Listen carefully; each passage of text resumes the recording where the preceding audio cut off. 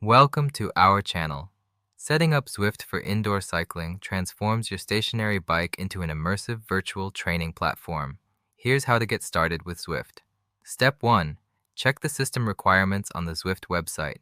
You'll need a compatible device such as a PC, Mac, iPad, iPhone, Apple TV, or Android device with sufficient specifications.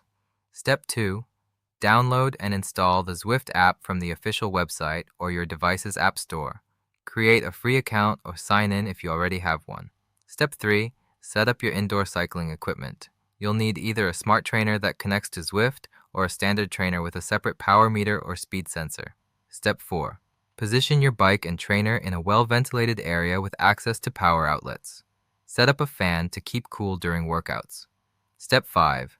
Connect your sensors and smart trainer to Zwift. Open the app, tap the Bluetooth or Anti Plus icon, and pair your power meter, cadence sensor, heart rate monitor, and controllable trainer. Step 6. Calibrate your smart trainer using the Zwift app or your trainer's companion app. This ensures accurate power readings during your rides. Step 7. Choose your rider avatar and customize their appearance. Select your bike and wheels from the available options. You'll unlock more equipment as you level up. Step 8.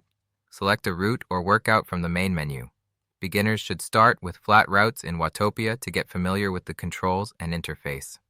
Step 9. Start pedaling to begin your ride. The harder you pedal, the faster your avatar moves. Use the companion app on your phone to chat with other riders and join group events. Don't forget to like this video and subscribe to our channel.